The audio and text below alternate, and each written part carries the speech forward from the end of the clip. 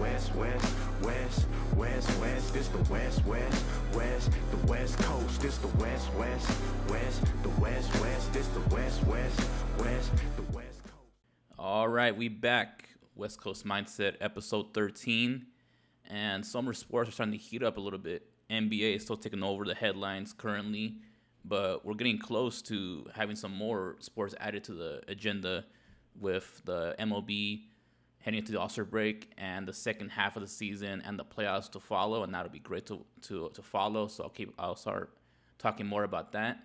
And NFL training camp, it's close to starting, and of course your boy is going to start covering that for the New Orleans Saints for Roundtable Sports, so keep an eye on that.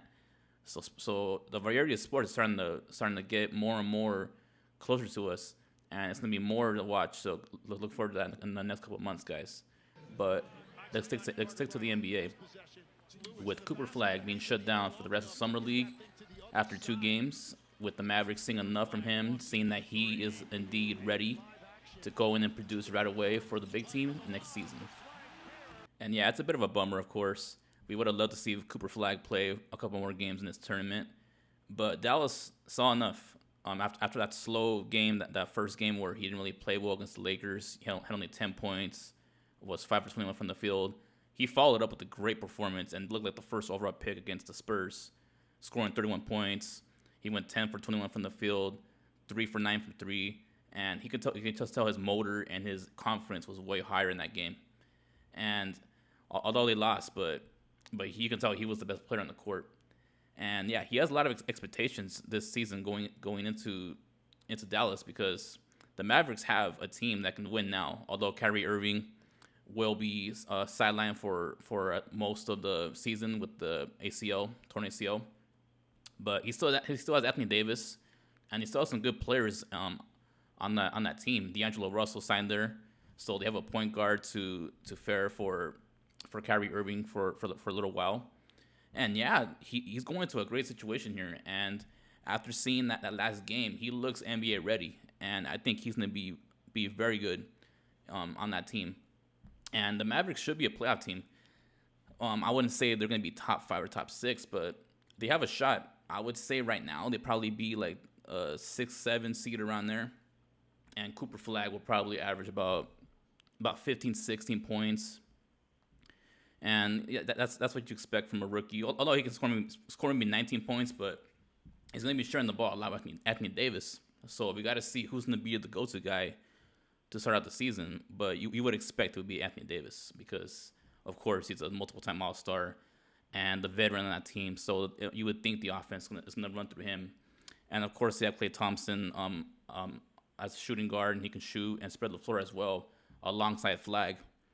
And yeah, he should be pretty good, and I think he has a lot to look forward to. And I don't know how they did it, but the Mavericks, they traded Luka Doncic, and they basically traded Luka Doncic for Cooper Flagg. And I don't know if Nico Harrison rigged the lottery or something, but the dude saw the future, and he got himself a gem here, and he looks like he's going to be the guy to lead them in the future, depending on what happens with Kyrie Irving and depending on what happens with Anthony Davis. But he is their future, and he looks good. And yeah, you can just tell he looked poised, he looked confident out there. He was shooting the ball. In the first game, you can tell he was playing a little too much ISO ball. He just wanted to get the ball and go ISO and shoot a lot of step back shots, jump shots. But yeah, he just looked a little out of sorts. But in that second game, he was more involved. He was more involved on the 50-50 balls, playing with effort. He was cutting and going more in transition, and he shot the three with a lot more confidence off the dribble and catch and shoot. And yeah, he just looked more poised, and he looks like a veteran already out there on the court in that first game or the second game. So yeah, I think he's gonna step right in. He's gonna have his rookie wall every now and then, and he's gonna have his games where he's gonna be really good. But with that core around them and being in the right situation, Jason Kidd's a good coach. He's a veteran. He's been through it. He went to the finals already as a player and as a coach, so he knows what to do when it comes to running a good organization. So yeah, I think Flagg's gonna come in there and do well, and expect a great rookie season from Cooper Flagg. Of course, He's the big favorite to win Rookie of the Year, so expect him to be in the tops for that.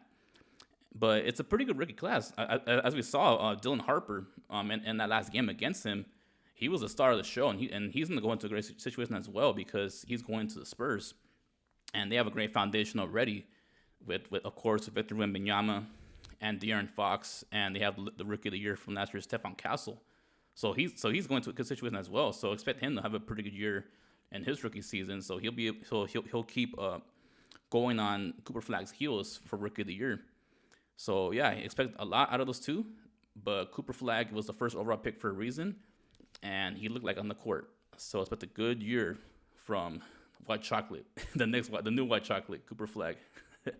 Now let's move on to the reigning champs, the Oklahoma City Thunder, as they look to continue with their big three, as they gave extensions to all three players, as they look to win multiple championships going forward.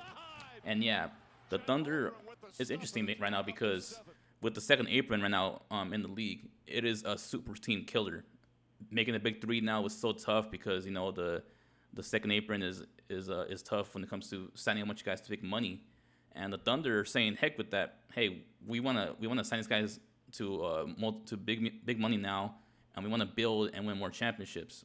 And of course, they start off with the MVP and SGA. They signed him to a 4-year extension for $285 million, and they gave 2 rookie extensions to 2 players. Of course, Jalen Williams, a 4-year, $287 million rookie extension, and Chet Holmgren, a 5-year, $250 million rookie extension to keep the core intact to try to win more championships. And yeah, it's going to be interesting because they're going to lose some key role players in the future in about maybe 2 to 3 years, depending on how the cap is and how their contracts are going to be going forward. But the Thunder are saying, hey, we won the championship already, and we want to keep winning championships. And it's going to be tough because the Western Conference is an absolute gauntlet. But to their credit, they have had the best record in that conference the past 2 years, and they made it to the conference finals 2 years ago and won the championship this year. And they're battle tested.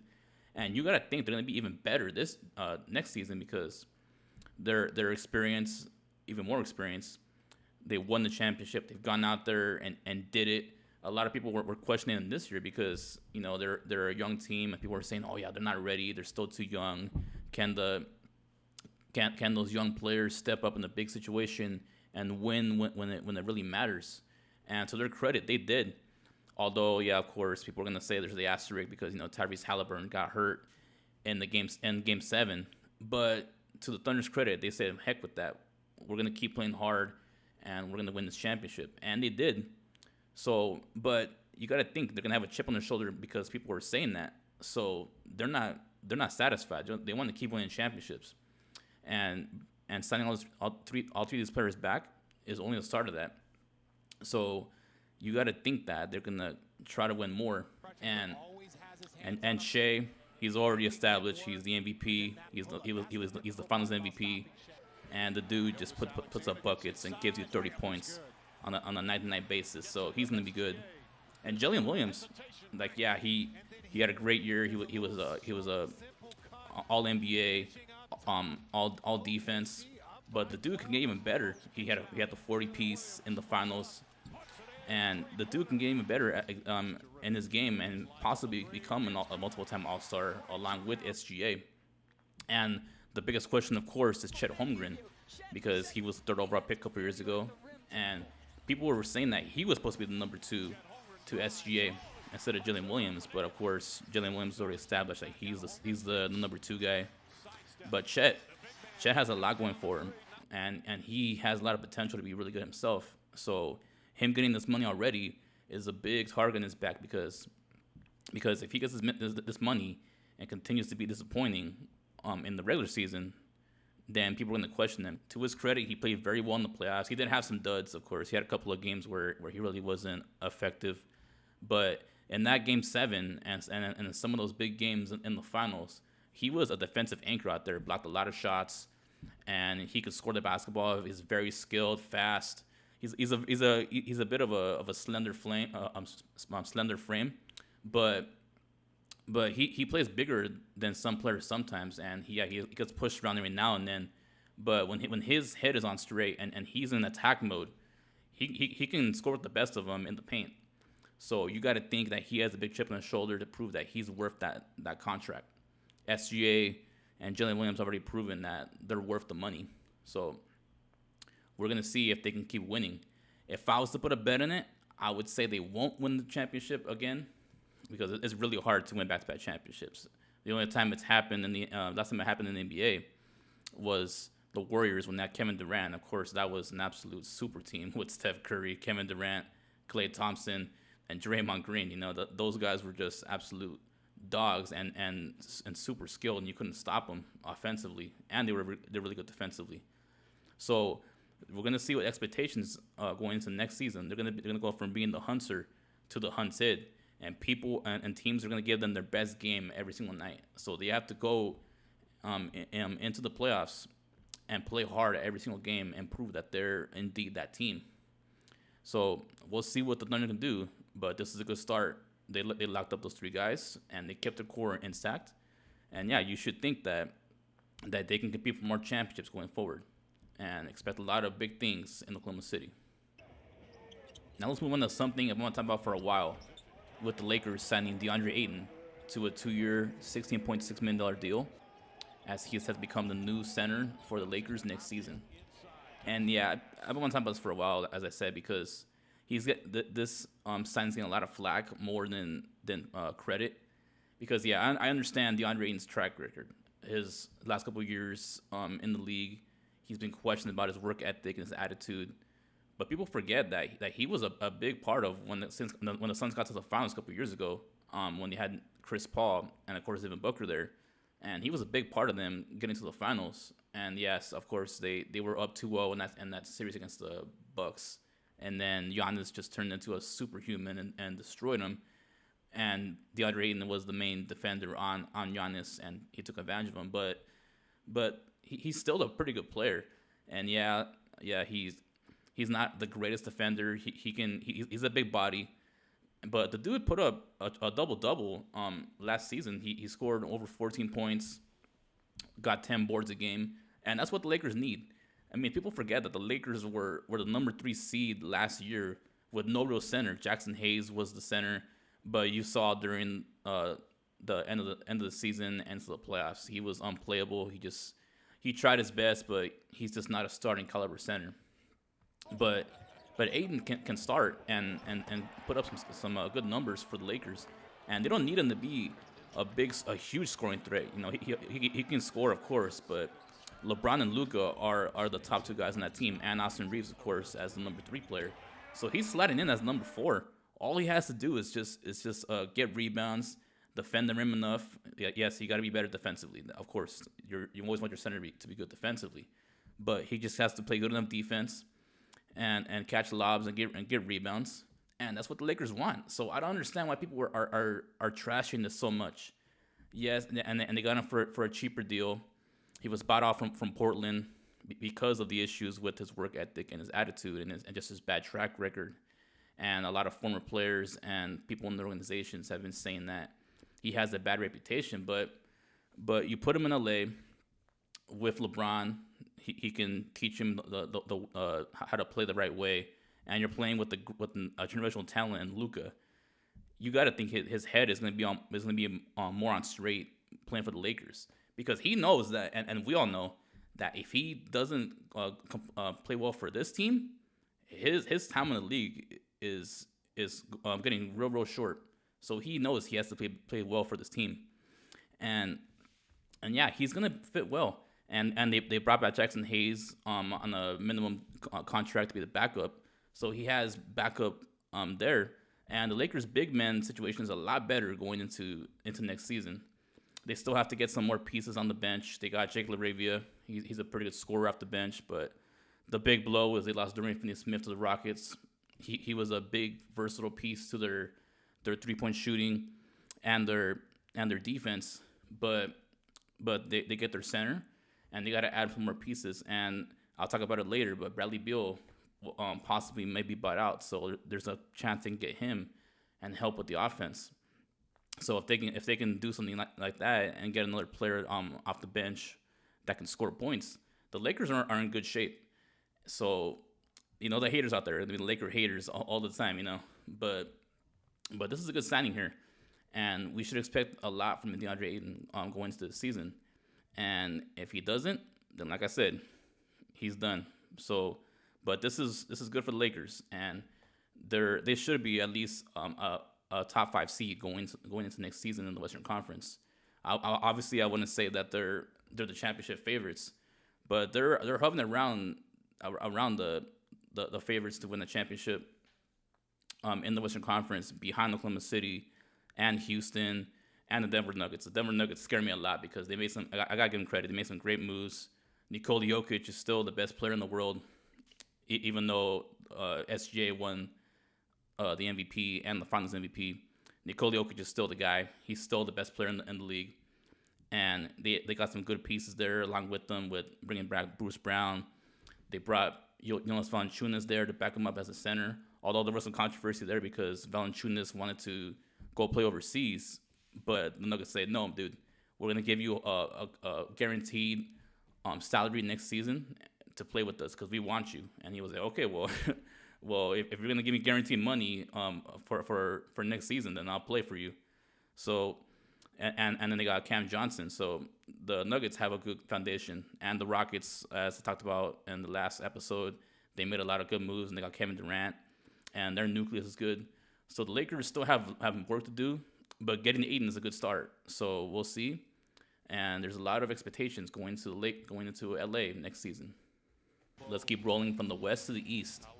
And the Orlando Magic, as they agreed to a 5-year extension with Paolo Banchero, a 5-year rookie extension for $287 million to keep the superstar in Orlando going forward. And yeah, I like this move for the Magic, of course, to keep their core guy for the future. And Paolo Banchero, who I love a lot, he has a lot of talent. He's only going to get better this season. He had a great year last year, had his best year offensively, scoring a career high 25 points a game, got a career high 7 rebounds a game, and 4 assists. And yeah, people forget that he was hurt last year, and that was the big reason why the Magic were a low seed last year. But in the weak Eastern Conference going into next season, you should expect them to be a high seed because people are saying that at worst they're the 3rd or 4th seed in the Eastern Conference next year. And I think, yeah, I'm drinking the Kool-Aid. I like them as a top 3 seed. I'll see them as, if I was to predict, I'll say they're number 3 in the East. And yeah, I love this team with him a part of it, of course. They were a top 2 defense last year, and they lost Banchero, and they lost their second best player in Franz Wagner for most of the season, and their offense was pretty putrid, and they needed help there. And they got it with Desmond Bane. They got Desmond Bane to help out with the shooting. They were one of the worst 3-point shooting teams last year, and getting Desmond Bane from Memphis earlier in the offseason really helps with that, so they'll be able to spread the floor more while still being good defensively. And yeah, Banchero, he's the real deal. I like the nucleus with him, Franz Wagner as the second guy, Desmond Bane as a good 3-and-D player, and they brought back Mo Wagner recently, the backup big man, so he's gonna be good. And yeah, I just like this overall vibe of this team. They're young, they're ready to break out and take the next step. And I like Jamal Mosey as a coach. He's made a great foundation over there, and he and the players believe in him, and the vibe over there is good. I went to a game last year, and yeah, you can just see that there's something special growing there in Orlando, and yeah, they have a lot of expectations going into next season, and bringing back Banchero and keeping them going forward, and it's a lot of money, with the second apron, as I brought up earlier in the show. It's a bit of a handcuff to the rest of your team, but for that guy, you got to pay that guy, because you cannot let him slip out of your fingers, because if he leaves, it's game over for the Magic. So keeping him is huge, and expect huge things in Orlando next season. And let's close out the show with Bradley Beal and the Phoenix Suns as they look to try to buy him out and make him a free agent going into this offseason. And yeah, this has been an ongoing saga for the last couple of years in Phoenix. Bradley Beal was expected to be moved during that trade deadline, but the handcuff there is he's got the no trade clause from the Wizards a couple years ago on that contract, and it's completely destroyed the Suns' inability of trading him. And they already traded Kevin Durant earlier this offseason, and it's looking like a full-on rebuild in Phoenix. And Bradley Beal's not budging. He's saying, hey, like either pay me or not, because I'm staying here, and you gotta try to buy me out. And it looks like the Suns are gonna do it. They're trying to buy him out, but there's another handcuff because he's being owed a guaranteed $13 million on Tuesday, and that would be 25% of his salary. So that's a big blow to the Suns, and they got to eat a lot of money. And he's set to earn $53.7 million next season, and that's a lot of money. So if the Suns want to buy him out, it's going to be a big handcuff to their team going forward. We already saw an example of a team buying out for a lot of money with earlier in a couple weeks where the Milwaukee Bucks, they waived Damian Lillard, and they had to eat $113 million going forward. That's a lot of money to eat up, and they brought in Miles Turner to help with that, and that helped Damian Miles Turner, but it's a lot of money to eat, and it's going to be a big crutch to them in the future. And for the Suns, they gotta face it. If you want him off your team, you gotta buy him out, and we'll see if they do it. And for Beal, it'll be good for him because he'll finally have control and be free and actually be a free agent and pick his team going forward for his future, because the dude's made plenty of money as we've been talking about. Like he's good in the money department. So you think he wants to go out there and try to win a ring to end his career? He's still in his mid 30s. He can still play. People are saying that he's not a good player, but he can still play. Like I get it. He didn't fit well, and nobody fit well with the Suns last year, but he still put up about 15, 16 points a game. He's still a good 3-point shooter, and he can help a team. And if he is free, the favorites are the Lakers, the Clippers, the Warriors, and the Bucks to sign him if he is bought out. And I like him on a lot of those teams. With the Lakers, as I kind of hinted earlier in the show, he'd be a great fit there with the Lakers. The Lakers need another shooter to help their team. He can be a starter or a bench guy on that team, so I like him there. The Clippers, he can help out the Clippers, but the Clippers already have a lot of guards on that team that can shoot. So I don't really know how he really fits. Although they did trade Norman Powell earlier in the offseason, but still they still have a lot of guards there. So I don't know how he fits there. So we'll see if he picks there, if he's a good fit. And then the Warriors, they love shooting, and they built their team the last couple of years on shooting. And being alongside Steph, that's the greatest shooter to ever live. So there's nothing wrong with that when it comes to him being with the Warriors. So he'd be good with the Warriors and the Bucks. The Bucks, they're trying to win and keep Giannis happy. If he goes there, it'd be a little better, but you don't really expect a lot if he goes to the Bucks. So wherever he goes, he can help a team, and yeah, we'll see. It's going to be a war the next couple of weeks between him and the Suns to see indeed what's his fate. Either he stays there and the Suns eat it and he's on a bad team, or Bradley Beal says, hey, like I'll take a little less and get out of here, and I want to be in a better situation going forward.